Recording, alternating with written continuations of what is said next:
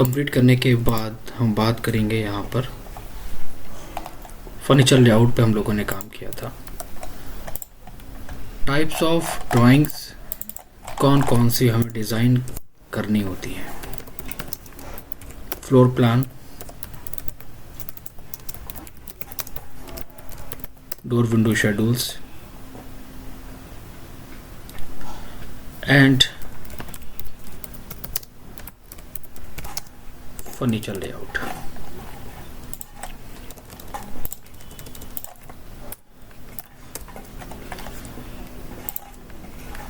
बात करेंगे यहाँ पर हम कुछ बेसिक एलिवेशंस के बारे में। Front elevations. फ्रंट एलिवेशंस का मतलब है कि हमारे फ्रंट पार्ट, घर का सामने का हिस्सा, which is called front elevations, जो हमारी वर्किंग के लिए मोस्ट इम्पॉर्टेंट है।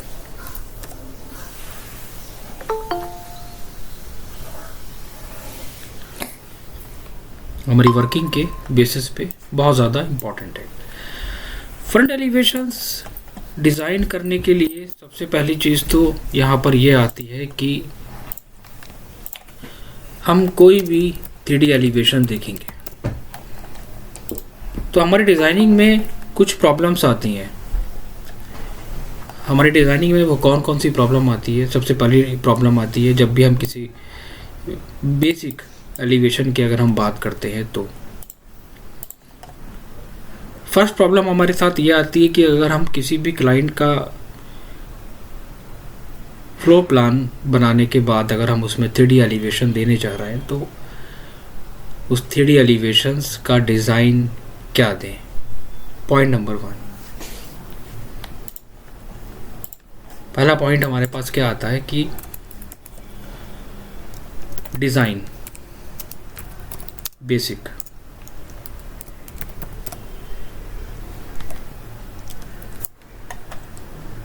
एलिवेशन को बाद में समझेंगे हम।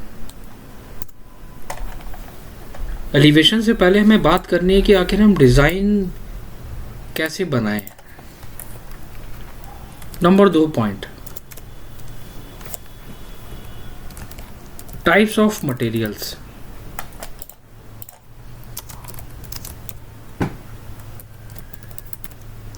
इनके बारे में जानना बहुत इंपॉर्टेंट है। Design banana, types of materials के बारे में जानना।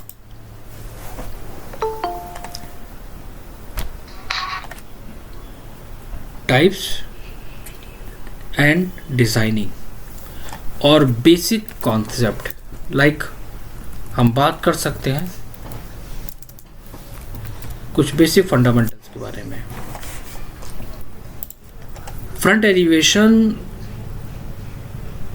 हमारी प्रोजेक्ट के लिए और हमारी ड्राइंग के लिए बहुत ज़्यादा इम्पोर्टेंट है। क्यों? इसकी वैल्यू का अंदाज़ा हमें कहाँ से होता है? जब हम 2D पे वर्क करते हैं तो इसका जो काम करना होता है, मतलब कि पहला क्या है कि आपने यहाँ पर 2D बना लिया, ठीक है। फिर आपका जो डिज़ाइनर है वो काम करेगा 3D पे, वो 3D पे काम करेगा। एक बहुत ही अच्छी सी बात हम कहना चाहेंगे, इस क्लास के बाद मैं एक प्रोजेक्ट फॉरवर्ड कर रहा हूँ, वो लाइव प्रोजेक्ट है हमारे क्लाइंट का। मैं उसका फ्लो प्लान की PDF शेयर करूँगा ग्रुप के अंदर और सब लोग मुझे उसका फ्रंट एलिवेशन डिज़ाइन करके सबमिट करेंगे। इसलिए बहुत सोच समझ के काम करना उसके ऊपर। बेसिक डिज़ाइन का कॉन्सेप्ट क्या है, कहाँ से शुरू होता है? 2D से शुरू होता है और 3D पे फिनिश होता है। इसलिए हमारे पास 3D पे काम करने के लिए 2D की डिटेल होना बहुत इम्पॉर्टेंट है। अगर आप किसी 3D सॉफ्टवेयर पे काम कर रहे हो, एग्ज़ाम्पल वो मैक्स भी हो सकता है, कोई भी सॉफ्टवेयर हो सकता है, वो स्केचअप भी हो सकता है, तो उस 3D सॉफ्टवेयर पे काम आप जब कर पाओगे जब आपके पास एक 2D डिज़ाइन होगा, राइट। सबसे पहला कॉन्सेप्ट, क्योंकि इसमें हमारे पास बहुत सारे मिक्स हैं बच्चे, बेसिक बिगनर भी हैं और प्रोफेशनल्स भी हैं। पहला कॉन्सेप्ट क्या होता है कि 2D का फ्रंट एलिवेशन से एक डिटेल्ड एलिवेशन डिज़ाइन करना, ताकि हम इजीली 3D सॉफ्टवेयर पे काम कर लें। नंबर 2, आपको क्या करना है, आपको अपनी क्रिएटिविटी स्ट्रॉन्ग करनी है। कैसे करनी है? डिफरेंट डिज़ाइन बना के। मतलब कि पहला ये मत सोचो कि अगर हमारे पास ये प्रोजेक्ट है, मुझे ये डिज़ाइन करना है, तो मुझे समझ में नहीं आ रहा है सर कि मैं ये डिज़ाइन क्या दूँ, ये कितना दूँ, ये कितना दूँ, यहाँ पर क्या दूँ, कितना एरिया प्रोजेक्टेड दूँ। कुछ मत सोचो, ब्लैंक छोड़ दो। सबसे पहला पॉइंट, अपनी क्रिएटिविटी को स्ट्रॉन्ग करो, पॉइंट नंबर 1। अब यहाँ पर बात आती है कि हम अपनी क्रिएटिविटी को स्ट्रॉन्ग करने का सेंस क्या हुआ यहाँ पर।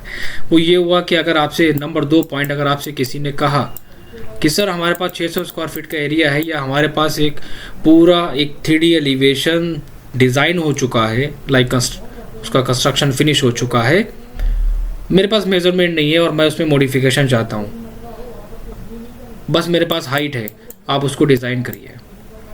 ओनली हाइट के बेसिस पे आपको डिज़ाइन करना, विच इज़ कॉल्ड क्रिएटिविटी। दूसरा पॉइंट है ये। तीसरा पॉइंट, आपको अगर हम 600 स्क्वायर फीट का डिज़ाइन दें, तो आप उस 600 स्क्वायर फीट के अंदर हमें कम से कम 6 से 7 एग्जाम्पल बना के दें। तब कहते हैं, तब कहा जाता है कि हमारा कॉन्सेप्ट क्लियर हो गया डिज़ाइनिंग का। सिर्फ प्रोजेक्शन लाइन ड्रॉ कर लेने से, एलिवेशन बनाने से आप परफेक्ट नहीं होते हैं। क्रिएटिविटी, टाइप्स ऑफ डिज़ाइन आपके माइंड में उसी एट ए टाइम आपके माइंड में आ जाने चाहिए कि हम क्या डिज़ाइन करेंगे, ठीक है। तो यहाँ पर देखो, पहले तो हम बात करते हैं क्या कि जब हम लोग एक्सटीरियर के बारे में बात करते हैं, तो एक्सटीरियर हमारा एक बहुत ही ब्रॉड एरिया है।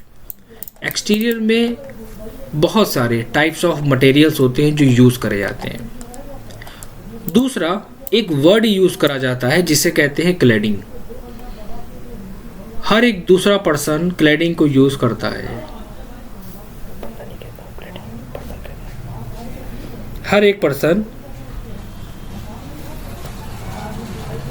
क्लैडिंग वर्ड को यूज़ करता है। वॉल क्लैडिंग करनी है सर, वुडन क्लैडिंग करनी है सर, इंटीरियर में क्लैडिंग करनी है सर, बाहर एक्सटीरियर में क्लैडिंग करनी है, स्टोन, क्या मीनिंग होता है? What is the meaning of the cladding? कौन एक्सप्लेन करेगा? है कोई? Anyone? What is the difference? What is the actual meaning of the cladding? Hand raise कर सकते हैं।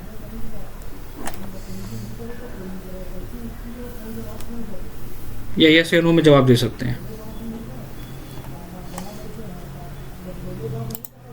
क्लैडिंग का एक्चुअल मीनिंग कौन एक्सप्लेन करेगा ग्रुप के अंदर?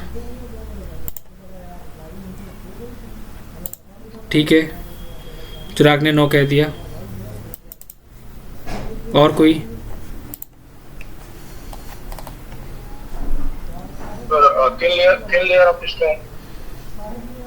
Thin layer of stone, right? Thin layer of stone तो क्लैडिंग कहलाती है। और अगर हम वुडन यूज कर रहे हैं तब हम क्या कहेंगे? Thin layer of would. Cladding का मतलब हुआ लेयर से। क्लैडिंग का मतलब हुआ लेयर।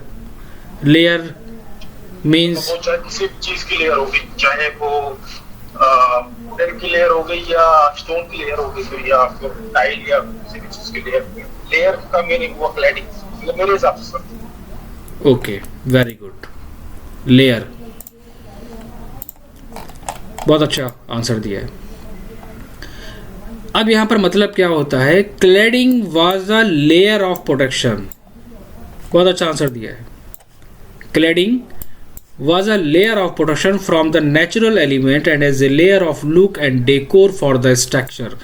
कोई भी मटेरियल हम यूज़ कर रहे हैं अपने वॉल को डेकोर करने के लिए, विच इज़ कॉल्ड क्लैडिंग। और वो लेयर कोई भी हो सकती है, वो लेयर स्टोन की भी हो सकती है, वो लेयर हमारी वुडन की भी हो सकती है, वो लेयर हमारी टाइप्स ऑफ इंटीरियर के मटेरियल्स की हो सकती है। डिफरेंट मटेरियल यूज़ कर सकते हैं, but the point is cladding was a layer of protection from the natural element and as a layer of look and decor for the structure. And due to this, there are many variations in the materials for different types of cladding. For example, wood, stone and brick were some of the earliest cladding materials used for their strong resistance to element. Temperature के लिए use करा जाता है, noise controlling के लिए use करा जाता है। डेकोर एक अलग पॉइंट हो गया। आर्किटेक्चर फील्ड में मटेरियल्स को यूज़ करने का मतलब सिर्फ ये नहीं होता है किसी चीज़ों को डेकोर करना। रोमन स्ट्रक्चर हो गया, क्लासिक हो गया, अर्बन डिज़ाइंस हो गए, इसमें मॉडर्न डिज़ाइन हो गए, कंटेम्प्रेरी डिज़ाइंस हो गए। एक्सटीरियर के अंदर डिफरेंट टाइप्स ऑफ डिज़ाइन हैं, तो उनका मतलब ये नहीं होता है कि टाइप्स ऑफ मटेरियल को यूज़ हम इसलिए कर रहे हैं डेकोर, नहीं, उनके पीछे बहुत सारे कुछ पॉइंट हैं। Like strong resistance to element, temperatures and noise in modern times. वो कुछ भी हो सकता है। Aluminium, tiles, ceramic and glass also find its the purpose in different types of cladding, और almost 20 different types of cladding that we can use in our structure. The first is called is a brick slips cladding. Brick slips cladding का मतलब, brick slips cladding is one of the most used cladding in modern times where times and money are very important. This type of cladding is an alternative to normal brick cladding. With rate आपको options मिल जाएंगे। Timber cladding बहुत ज़्यादा use करी जाती है। Timber cladding means applying wood as a shield या an external skin to the house, ठीक है। एंड जनरली इन्वॉल्व्स प्लैंक्स या boards of timber that overlap each other to as a shield. बहुत सारे मेथड होते हैं इसके, अलग अलग प्लैंक्स आते हैं, उनको फिक्स करके सुनिए। एग्जाम्पल, किसी ने आपसे क्वेश्चन करा कि what is the meaning of the balcony. एक ऐसा वर्ड है, एक ऐसा छोटा सा वर्ड है जिसे एक्सप्लेन करना is very difficult for everyone. Balcony का डेफिनेशन दो, एक्चुअल डेफिनेशन दो बालकनी का। बालकनी क्या होती है? बालकनी मुझे पता है, ऊपर एरिया को, स्लैब को प्रोजेक्टेड कर दिया जाता है 2 to 3 feet, which is called balcony. But balcony का एक्चुअल मीनिंग बताओ ना डेफिनेशंस के साथ, वो इंपॉर्टेंट है। चीज़ों को याद करना, रटना और प्रोफेशनली दोनों उन चीज़ों को एक्सप्लेन करना एक बहुत ज़्यादा डिफरेंस होता है। लोग याद तो करा देते हैं बच्चों को, डिज़ाइन तो बता देते हैं कि बेटा यहाँ पर 2 फीट की बालकनी है, ओके सर, बालकनी सर, और जो छत आगे निकली होती है ना उसको कहते हैं बालकनी, वहाँ पर हम लोग खड़े हो सकते हैं मूवमेंट के लिए। Okay okay okay sir. A balcony is a platform that can be either covered या uncovered. It is especially located on the second floor or higher and extend from the house. So it's easy to get from the inside to the house side. A balcony is a platform that can be either covered or uncovered. Covered हो सकती है, uncovered हो सकती है. It is especially located on the second floor या higher. किस लिए? It's easy to get from the inside to the outside. Yeah, also we can use that space for our movement. Yeah, also we can use that space for sitting area. Definitions. Typically there is only one access point. याद रखना balcony का मतलब क्या हुआ. Typically there is only one access point. For example, from your bedroom to the balcony, and it's not a very big space. It means purpose is to give you a small area to go outside and get some fresh air. मतलब fresh air हमारे room में आने के लिए या फिर हम movement के लिए यूज कर सकते हैं. This is the actual meaning of the balcony. Terrace. लोगों को कभी कभी लगता है टेरिस और बालकनी सेम चीज होती है. Some peoples may think balcony and terrace are similar while the two seems identical. Some key differences make one piece of architecture. The first difference is that the terrace are located on the ground floor. Terrace come from the Latin word for earth. Terrace comes from the Latin word for earth. The exception is to the is the roof top terrace. कोई पूछे terrace word कहाँ से आया है, कहाँ से लिया गया है, याद रखना हमेशा, ठीक है। Top of the highest floor किसको माना जाता है, except it's on the top of the highest floor, जो हमारा फ्लोर का सबसे टॉप पार्ट होता है उसको टेरिस कहते हैं, नॉट बालकनी। दोनों में डिफरेंस है हमारा। और टेरिस को स्पेशली यूज करा जा सकता है डिफरेंट टाइप्स ऑफ फंक्शंस के लिए। टेरिस और and have a like grandeur that complement and scientific overlook because ground floor are not elevated, that they are much larger than the balconies. In fact, they are big enough for you to host parties and fill with patio furniture such as dining sets etc. बहुत सारी terms और conditions होती हैं, spaces को use करना is a different things according to the clients need. तो terrace garden भी दिया जाता है, उसको डेकोर करा जाता है, दोनों में डिफरेंस। पोर्च, हम लोग पोर्च को एक्चुअली यूज़ हम लोग क्या कहते हैं, सभी लोगों ने देखा होगा, पोर्च कहा जाता है। पोर्च का जो टर्म होता है, जो टर्म्स यूज़ करते हैं, हम लोगों ने प्लानिंग करी, एग्जांपल लो, ये प्लानिंग करी पोर्च, राइट। 90% पोर्च क्या है, ये पोर्च है। पोर्च कहते किसे हैं एक्चुअली में, ये बात आती है। और अगर ये पोर्च है, अगर ये पोर्च है तो फिर ये क्या है। अब इसका डिफरेंस कौन बताएगा मुझे, difference between the porch and parking.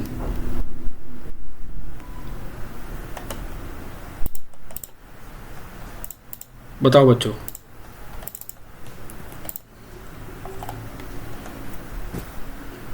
कौन बताएगा पोर्च और पार्किंग में क्या डिफरेंस है। अगर हम parking can be open area और पोर्च जो है वो can be covered from the covered with the slab.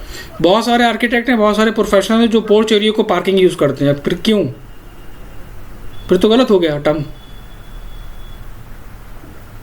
जगह नहीं रहती। जगह नहीं रहती इसके लिए। बहुत सारे पर्सन जो हैं, बहुत सारे आर्किटेक्ट्स हैं, बहुत सारे प्रोफेशनल्स हैं, वो इसको पार्किंग कर देते हैं। वहाँ पर एक व्हीकल खड़ा हुआ है, कार खड़ी हुई है, तब भी उसको वहाँ पर पार्किंग कर देते हैं। क्यों, पोर्च क्यों नहीं करते हैं। जब हम एक कार के लिए स्पेस वहाँ पर छोड़ रहे हैं, दैट मीन्स कि काफ़ी स्पेस है, फिर हम उसको पोर्च में क्यों कन्वर्ट कर रहे हैं, क्या रीज़न है, क्यों। Porch is a generic terms of any outdoor space that is covered and attached to a house. We can find the porch in the front, back या side of a property. Porch की meaning समझ लेना। And mostly in front में हम लोग ज़्यादा use करते हैं। वो कुछ भी हो सकता है, कंक्रीट का भी हो सकता है, वुडन प्लैंक्स का भी हो सकता है। बट पोर्च का एक्चुअल मीनिंग हमारा क्या कहता है, पोर्च हम लोग यूज करते हैं इस टर्म्स में। अगर हम उस पार्ट को अपने घर से बाहर अगर हम यूज करेंगे कवर्ड करके, तो उसको फिर पोर्च नहीं कहा जाता है, उसका भी एक टर्म यूज होता है, उसको फिर हम लोग कहते हैं सिटिंग एरिया, और उसका वर्ड यूज होता है गजीबो। फिर वो मोस्टली गजीबो में आ जाता है सिटिंग एरिया के पर्पज से। फिर वो पोर्च का मतलब डिफरेंट हो गया। Porch are the perfect sitting for all weather wicker, rocking chair or singing benches. Porches have built-in roof या coverings, so you can use this outdoor space in partially all types of weathers. उसको कहते हैं porch को। And a porch is a decent design, especially on larger properties. You will have enough space to entertain and can put in all weather. Different types of functions के लिए हम use कर सकते हैं, सिंपल सी बात है। दोनों में डिफरेंस, पैशियो भी यूज़ होता है, कहाँ से लिया गया है, स्पेंस। इसे पेवेड आउटडोर स्पेस कंफ्यूज हो गए, तो जो डोर की लाइन है उसको कर दो डिफरेंट, ये डोर की लाइन है इसको कर दो डिफरेंट, दिमाग में क्या रहेगा, दिमाग में आइडिया रहेगा, कंफर्म रहेगा, अच्छा ये डोर की लाइन है हमारी, तो इसका मतलब ये है कि हमें डोर की हाइट यहाँ पर अप्रॉक्स 7 फीट देख के हटानी है सारी लाइनों को। तो पहला प्रोसेस क्या सीखा, बेसिक डिज़ाइन निकालना कैसे बनेगा। उसके बाद बात आती है कि आप क्या बनाओगे वहाँ पर, और हर एक चीज़ को डिटेल प्रोफेशनल के साथ डिज़ाइन करना है, बिल्कुल आपको एक्यूरेट। ग्राउंड फ्लोर सिंपल है हमारा, फर्स्ट फ्लोर हमारा सिंपल है, और हमने तो कुछ और भी दिया था वहाँ पर, हमने तो वहाँ पर सेकंड फ्लोर भी दिया था और टेरिस भी दिया था। तो जितने फ्लोर बनाओगे उतने फ्लोर की डिटेल देना पड़ेगी। एक्सेल एंटर, वी एंटर, ये तो टेरिस है मेरा, लेकिन टेरिस के ऊपर क्या है, ये रूम स्टार्ट, रूम फिनिश, और ये उसके बाहर का प्रोजेक्शन।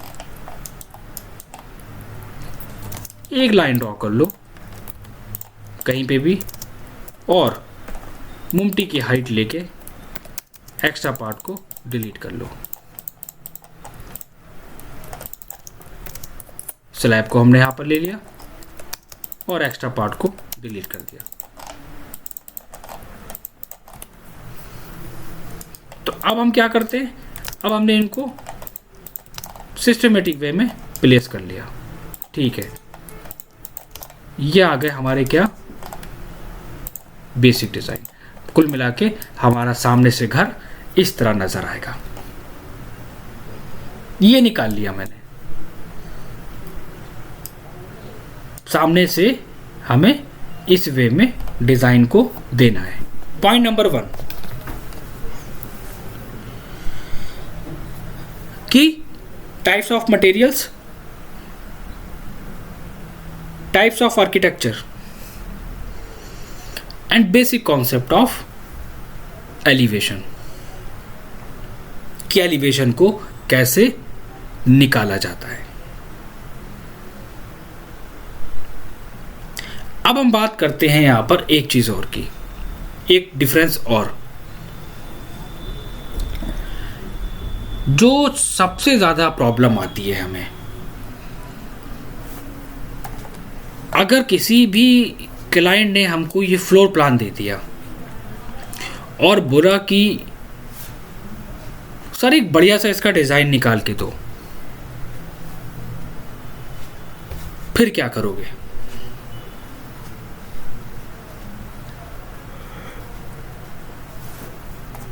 कौन एक्सप्लेन करेगा? हम अपने घर के फ्रंट एलिवेशन को कैसे डिसाइड कर सकते हैं, बताइए। उसका बेसिक कॉन्सेप्ट क्या है?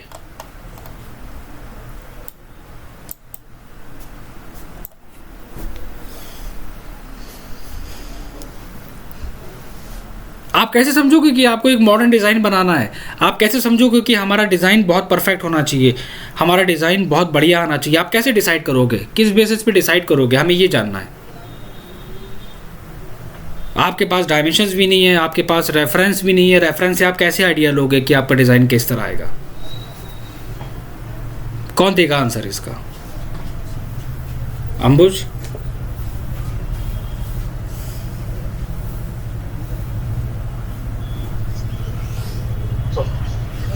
कैसे डिसाइड करेंगे हम? मटेरियल जैसा अवेलेबल रहेगा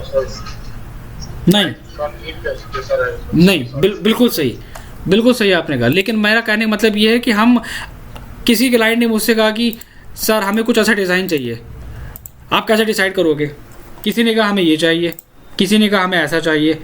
उस केसेस में आप अपने एलिवेशन पे कैसे आप डिसाइड करोगे कि हम ये कैसे दें, किस बेसिस पे देना चाहिए, क्या फंडामेंटल्स हैं इसके? ट्राई करेंगे उसको फिट करने का, अगर नहीं होता तो उसको मना कर देंगे। नहीं तो ट्राई फिट कैसे करेंगे ये तो मुझे जानना है। अब ये तो है नहीं कि घर तोड़ के फिट कर देंगे। कैसे कैसे आइडिया लगाओगे, कैसे लॉजिक होगा ये? तो कुछ अगर रेफरेंस वो दिखाते हैं तो उसके अकॉर्डिंग अगर सेट हो जाता है ठीक है, अदरवाइज ज्यादा एक्सपीरियंस तो नहीं है इसमें। कोई अगर क्लाइंट आपसे कहेगा कि आने के बाद अंबुज सर हमें ये डिज़ाइन चाहिए, ऐसा कुछ बताइए, पॉसिबिलिटीज़ हैं? हाँ या ना? अभी इसी वक्त मुझे बताइए, डिसीजन लेना है आपको, डिसाइड करना है उसी टाइम, एट ए टाइम। तो प्लान देख के बता दूंगा कि हो जाएगा। चल सर उसका स्टाइल पहले पूछेंगे कि फसाड चाहिए या रॉयल मॉडल लुक चाहिए या रॉयल लुक चाहिए। चलिए, उसके अकॉर्डिंग सर। Very good. ये हमारे पास फ्लोर प्लान है और ये रहा इसका 3D एलिवेशन। चलो बताओ कितने चांसेस हैं? हाँ सर, 50-50 चांसेस है हो जाएगा सर। मतलब ट्राई करते हैं, अगर नहीं होता तो फिर छोड़ देते हैं सर। इतना एक्सपीरियंस नहीं है सर इसमें। ना कोई बात नहीं, कोई नहीं है, सब फ्रेशर हैं, हम भी फ्रेशर हैं, डोंट वरी। खाली बात है, डिस्कस कर रहे हैं, सभी लोग सीख रहे हैं, तुम लोगों से भी हम कुछ ना कुछ सीख ही रहे हैं। बोलोगे तो हेजिटेशन दूर होगी, बोलोगे तो डर निकलेगा, बोलोगे, मैं क्यों बुलवाता हूँ, बोलोगे तो फास्ट बनोगे मार्केट में क्लाइंट से बात करने में। याद रखना, ये भी एक रीज़न होता है। हमारा फ्रंट एलिवेशन डिपेंड करता है किन चीज़ों पे। हमेशा एक बात ध्यान रखना, एक बहुत अच्छी सी ट्रिक बताता हूँ। आपके एलिवेशंस के अंदर कोई भी पर्सन, चाहे वो कोई भी इमेज आपको दिखाए कि ये एलिवेशन वहाँ पर बन सकता है या नहीं बन सकता है, आपको दो चीज़ें देखनी है। आपके फ्रंट का स्पेस है या नहीं है, आपके पास पार्किंग स्पेस या पोर्च स्पेस, कुछ भी कहो, ये दोनों अवेलेबल है या नहीं है। फ्रंट एलिवेशन का सबसे पहला कॉन्सेप्ट, अब आप इसे ट्रिक कह लो या कुछ भी कह लो या कॉन्सेप्ट कह लो, क्यों, ये भी मैं एक्सप्लेन कर देता हूँ अभी, क्योंकि हम लॉजिक कम लगाते हैं, जो फैक्ट है वो हम पहले बताते हैं। मैंने कहा कि ये फ्रंट एरिया अगर आपके पास है और अगर आपके पास ये पार्किंग या पोर्च स्पेस है तो आपके पास चांसेस ज़्यादा हैं। एग्जाम्पल, ये बात मैं क्यों कह रहा हूँ, अब हम एग्जाम्पल के साथ ही लेके चलेंगे, फर्स्ट, सेकेंड और थर्ड के साथ, ताकि ये आपके डाउट दूर हो जाए। एग्जाम्पल नंबर 1, अगर ये डिज़ाइन उसने कहा देने के लिए, पहला पॉइंट यहाँ पर क्या आता है, पहला पॉइंट यहाँ पर यह आता है कि उसको अपने फ्रंट का पार्ट डेकोर करवाना है। अब आप ये मत सोचो कि उसके साइड में जो वॉल डिज़ाइन करी गई है गिलास के साथ, वो इसलिए नहीं पॉसिबल है क्योंकि इस वॉल को कब दिया जाता है, फ्रंट में ये जो वॉल डिज़ाइन करी गई है गिलास के साथ, इसको कब दिया जाता है, जब हमारे पास पोर्च में या पार्किंग स्पेस में स्टेयर्स का एरिया फ्रंट से होता है। आज हम डिज़ाइन के कुछ कॉन्सेप्ट क्लियर कर देते हैं जो कभी नहीं हो, कभी भी फंस रहे होगे। सेकेंड एग्जाम्पल, दिस वन, कोई भी एलिवेशंस। तीसरा एग्जाम्पल, दिस वन, फसाड पे जो गिलास या कर्टन वॉल या ग्लास वॉल जो दी जाती है, आप समझ सकते हो उसको वहाँ पर क्यों दिया गया है। ठीक है, इसका मतलब यहाँ पर क्या आता है कि हमारी फ्रंट में स्टेयर्स यूज़ करी गई हैं, इसलिए उसको डेकोर के पर्पज से दिया था। और यही रीज़न है कि स्टेयर्स को पोर्च एरिया में दिया जाता है बिल्कुल separately on the basis of design.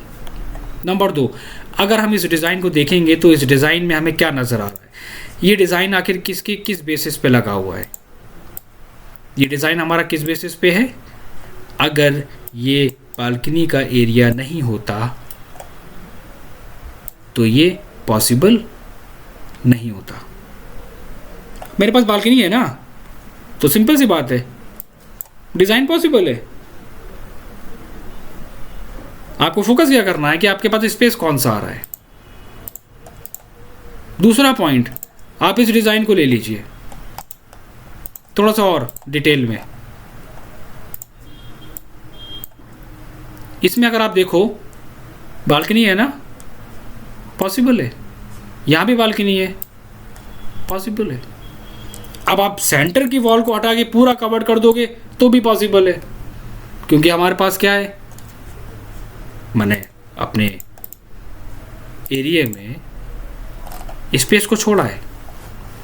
अब आप कोई भी डिज़ाइन निकाल लो, हम आपको बहुत अच्छे से एक्सप्लेन कर देते हैं और आपको भी बहुत अच्छे से समझ में आ जाएगा आज के बाद कि कैसे होगा।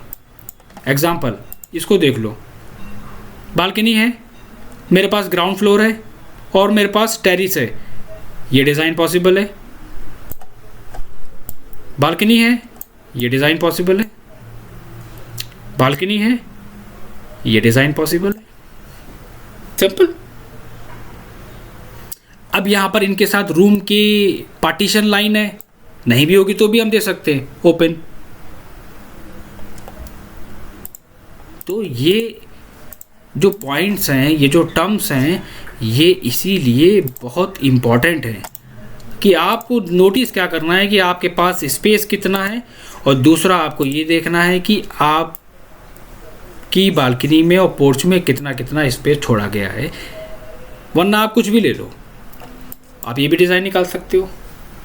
ये मत सोचो कि हम देखेंगे, उसको मैनेज करेंगे, उसको वहाँ पर लगा के देखेंगे, हम सोचने की ज़रूरत ही नहीं है आपको। यहाँ पर आपको 2 कैलकुलेशन अपने माइंड में रखनी है। क्लाइंट ने आपको, आपका जो डिसीजन है वो एकदम क्विक होना चाहिए। क्लाइंट ने कहा कि ये डिज़ाइन दे सकते हो, ओके हो जाएगा सर। सर ये पॉसिबल है? हाँ पॉसिबल है, but same as it is नहीं दे सकता, सेंटर की वॉल छोड़ के पूरा डेकोर कर दूंगा। ओके सर ये पॉसिबल है? हाँ ये भी पॉसिबल है, बिल्कुल सेम एज इट इज़। हाँ बिल्कुल सेम एज इट इज़, क्योंकि मेरे पास भी बाउंड्री वॉल है, हम सेम एज इट इज़ दे देंगे। मेरे पास भी बालकनी है तो पूरा पार्ट हमारा ये आ गया। मेरे पास भी टेरेस है, सेम पार्ट आ गया। डिसीजन में टाइम नहीं लगना चाहिए, चाहे पर्सन आपके सामने 10 इमेज क्यों ना रख दे। क्या ये भी पॉसिबल है? हाँ सर ये भी पॉसिबल है,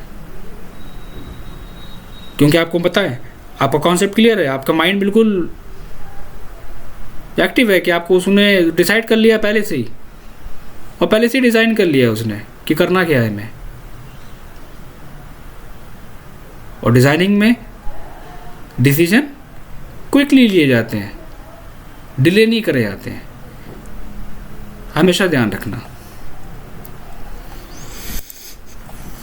पॉइंट नंबर 1,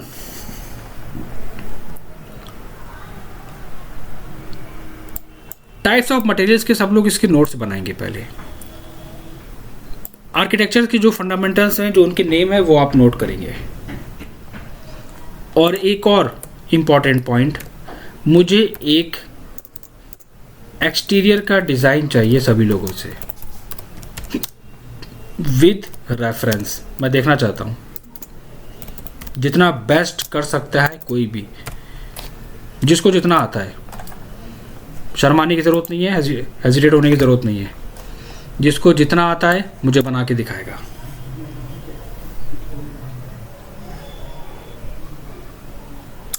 अरे 3D हम कहाँ पढ़ रहे हैं, हम 2D पढ़ रहे हैं आलिया। हम 3D कहाँ हम लोग डिस्कस कर रहे हैं, हम लोग तो 2D पढ़ रहे हैं ना, सिर्फ 2D में। 2D में फ्रंट एलिवेशन चाहिए मुझे, ग्राउंड फ्लोर, फर्स्ट फ्लोर और टेरिस के साथ। किसी को डिटेलिंग करनी आती है वो डिटेलिंग करके दे, किसी को नहीं आती है वो बेसिक बना के दे, कुछ भी दे, बट लेकिन रेफरेंस के साथ होनी चाहिए। मतलब रेफरेंस इमेज वो पहले सेंड कर देगा मुझे, ये रेफरेंस है सर इसका। उसके बाद क्लियर है, क्योंकि ये पार्ट हम बहुत आराम से सीखेंगे। जी आंसर बताइए सर। जैसे एलिवेशन में जो डिजाइन सब है, उसका सर कौन कितना फिट करेगा, वो कैसे पता चलेगा? अभी तो हमने पूरा लेक्चर ख़त्म कर दिया, इसी पे तो हमने ये चीज़ बताई थी कि पहला कॉन्सेप्ट नहीं नहीं नहीं नहीं, आप गलत कह रहे हैं। क्या लिखा है, बेसिक एलिवेशन को पहले डिज़ाइन करो, पहले उसको बना के दिखाओ कैसे बनेगा। पहले तो आपकी क्रिएटिविटी पता होनी चाहिए ना कि आपके माइंड में है क्या।